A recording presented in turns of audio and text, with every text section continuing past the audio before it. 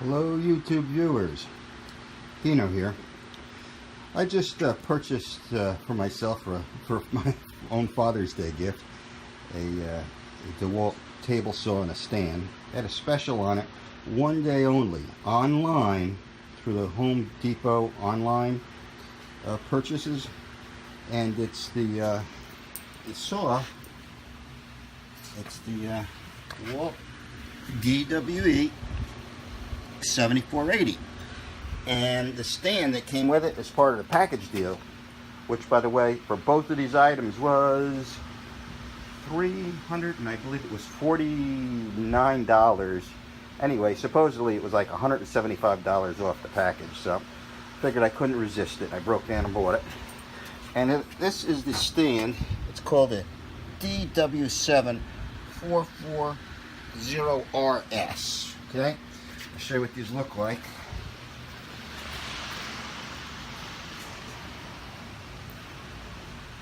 Now, the reason I want to do this video is a couple of reasons, because I ended up with a problem when I got down to the final nuts and bolts of it. This stand would not fit the saw, and you can see there's a hole here and a hole here, and let's see if I get this in. This is the bolt, and you can see this bolt will not fit into that hole. So, I mean, I looked at the manual, which in my opinion is quite lacking. I think it's just not a very well done and informative, and I don't think the schematics are good at all. Let me show you something in that manual, because I called Dewalt, called Home Depot, blah blah blah, and let me see if I can find it here. Here we go. Now, I ignored this because it says remove the front feet bolts and the front rubber feet from the DW745. Well, why should I pay attention to it? Because I have the DWE7480. Well, in fact, that's supposedly, according to the people I spoke to at DeWalt, that's what's got to be done to get this saw to mount up with the stand here. Now, what they're talking about are these things here have to come off, and I would imagine the same thing on the other side, this and this. So we're going to give that a try and see if that cures the problem. I read quite a few comments on sites that I mean, people brought these stands back, they didn't use them, they built their own stands, they improvised with plywood, all kinds of things.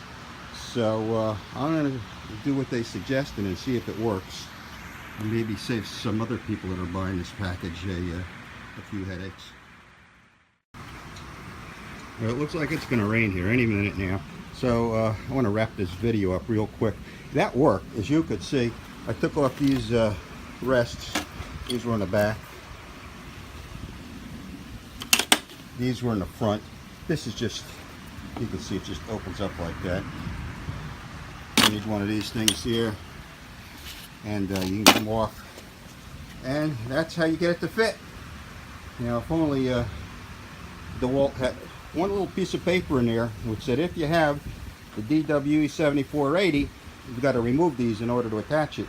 That would have saved me hours of time here, not only trying to figure it out, reading that manual, rereading the manual, telephone call to DeWalt, sending DeWalt pictures, because I thought these being the only holes, you know, I thought they were at the wrong angle, which they were at the wrong angle.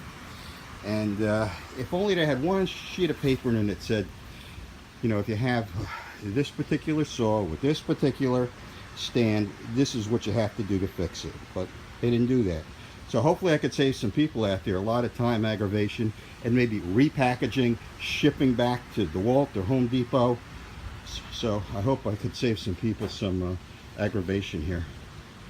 So take care.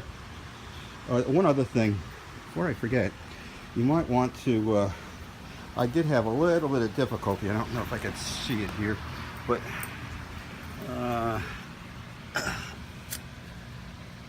there are these parts under here that have to be put on. I don't know if you can see that. I'm just kind of leaning over. And you might need to put just a couple of drops of some liquid wrench on to get the screws to fit in. It goes into aluminum, and I don't know, maybe it's just cut rough or whatever. So you might want to keep some little 3-in-1 oil or some, I use liquid wrench handy. Just put a drop on it, help ease putting those screws on. Okay, that's it. Take care, folks, and God bless America.